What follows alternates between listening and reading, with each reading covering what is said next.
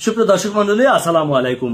21শে July milestone ট্র্যাজেডির যে ভয়াবহ ঘটনা এবং পরিণতি, সেটি আমি অনেকটা কাছ থেকে দেখেছি এবং ঘটনার কিছুক্ষণের মধ্যেই আমি সেই স্পটে পৌঁছাই।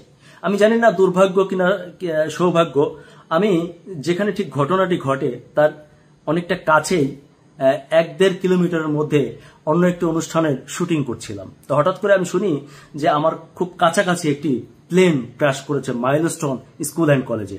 আমি সাথে সাথে সেখানে ছুটে যাই এবং আমি সারা দিন সেখানে ছিলাম। আমি গভীর রাতে বাসায় ফিরি, অর্থাৎ কিছুক্ষণ আগে বাসায় ফিরি। দর্শক মন্ডলী, আমি সেখানে দেখেছি অনেক কিছু যেটি আপনারা দেখেননি। আমি আরো অনেক কিছু প্রত্যক্ষ করেছি। আমার কাছে মনে হয়েছে যে সকল বিষয়গুলো সকল মিডিয়ায় কিংবা সকল নিউজে আসেনি এবং আপনারা অনেকেই বিভ্রান্তির মধ্যে রয়েছেন।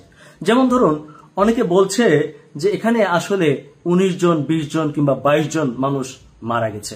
আমি প্রথম ধাক্কায় অন্তত 12টি কিংবা তার চেয়ে বেশি লাশ পড়ে থাকতে দেখেছি এবং কিছু মানুষকে দেখেছি সে লাশগুলোকে নিয়ে যেতে এবং গুনতে। পরবর্তীতে আমরা খবর পেয়েছি আরো বেশ কয়েকটি ক্লাসরুমের মধ্যে অনেকগুলো লাশ ছিল। কিছুটা আমরা অনেক দূর থেকেই প্রত্যক্ষ করছিলাম। কোন স্টুডেন্টরা আমাদেরকে জানিয়েছে যে আমি এমন ক্লাস দেখেছি 2-3টি ক্লাসরুম, যে ক্লাসরুমের মধ্যে একজনও বেঁচে নেই, তারা সবাই নিহত হয়েছেন। কথা হচ্ছে এক একটা ক্লাসরুমে 40-50 জন স্টুডেন্ট থাকার কথা। যদি তাই হয় তাহলে লাশের সংখ্যা এত কম কিভাবে হয়? এটি নিয়ে একটি কনফিউশন দেখা দিয়েছে। তবে আমরা আশাবাদী, আমরা এখন আশা রাখছি যে যেহেতু এখানে বাংলাদেশ সেনাবাহিনী আছে, বিমান বাহিনী আছে এবং ওনাদেরও ব্যাপক ক্ষয়ক্ষতি হয়েছে, এখানে লাশের সংখ্যা কমিয়ে দেখে হয়তো কারোরই স্বার্থ নেই। তবুও প্রত্যাশা করব যে লাশের যে সঠিক সংখ্যা সেটি নির্ধারণ করে আপনারা জাতির সামনে তুলে ধরবেন। মনে রাখবেন, তা না হলে এই জাতি কিন্তু আপনাদেরকে কাউকেই কোনোদিনও ক্ষমা করবে না। আমরা মাইলস্টোন কলেজে যতগুলো শিক্ষার্থী নিহত হয়েছে, দগ্ধ হয়েছে, স্পটে মারা গিয়েছে, হাসপাতালে মারা গিয়েছে, আমরা প্রত্যেকের পুঙ্খানুপুঙ্খভাবে রেকর্ড চাই। সে কোন ক্লাসে পড়েছিল, তার বাবা মাকে সে কিভাবে নিহত হলো। এবং আরেকটা জিনিস আমি চাই, আমি জানি যে মাইলস্টোন স্কুল অ্যান্ড কলেজে ডিজিটাল উপস্থিতি কাউন্টিং মেশিন আছে। আমরা জানতে চাই যে ওই দিন স্কুলে কতজন শিক্ষার্থী কে কোন কোন ক্লাসে উপস্থিত ছিল এবং তাদের কতজনের মৃতদেহ পাওয়া গেল। এই কথাটি আমি কাউকে টার্গেট করে বলছি না, তবে অনেকে সন্দেহ করছেন যে এই বিষয়টি নিয়ে একটি রাজনীতি হতে পারে।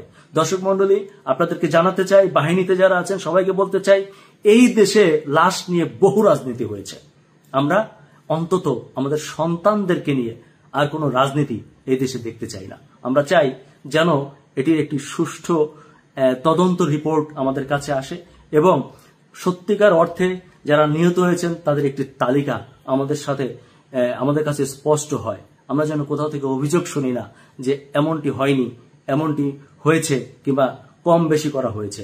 আমি সকল শ্রেণীর, সকল পেশার এবং যারা যে দায়িত্বে যেখানে আছেন, বিভিন্ন মেডিকেলগুলো, মাইলস্টোন স্কুল অ্যান্ড কলেজ, আমাদের সেনাবাহিনী, বিমান বাহিনী যারা আছেন, আশা করি আপনারা সবাই মিলে এই কাজটি করবেন। তা না হলে আপনাদেরকে সবাই কিন্তু দোষের চোখে দেখবে, হয়তো একটা ব্লেম দিবে যেটা করেছে। নিশ্চয়ই আপনারা সেই ব্লেম নেবেন না এবং আপনারা সেটা প্রকাশ্যে আনবেন। আরেকটি ভুল ধারণা আছে, আমাদের অনেক ভাই দেখলাম প্রশংসা করে আমাদের যিনি পাইলট ছিলেন তার সম্পর্কে বলেছেন যে উনি চাইলে একটি ইজেক্ট বাটনে চেপে নিজেকে রক্ষা করতে পারতেন, কিন্তু তিনি বাচ্চাদের কথা চিন্তা করে সেটি করেননি, বরং বাচ্চাদের সাথে নিজেও প্রাণ দিয়েছেন। হ্যাঁ, ঘটনাটা ঠিক, কিন্তু আপনাদেরকে জানিয়ে রাখি আমিও স্পটে ছিলাম। আপনাদেরকে জানিয়ে রাখি সঠিক তথ্য হচ্ছে যে পাইলট প্লেন ক্র্যাশের আগেই ইজেক্ট বাটনে চাপ দিয়েছিলেন এবং তিনি প্যারাসুট নিয়ে উপরে উঠে গিয়েছিলেন।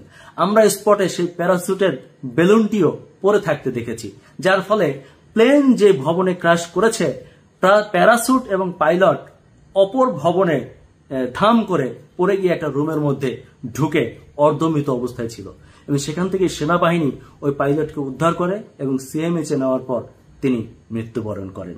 সঠিক তথ্য দিন, সঠিক তথ্যের সাথে থাকুন। ধন্যবাদ।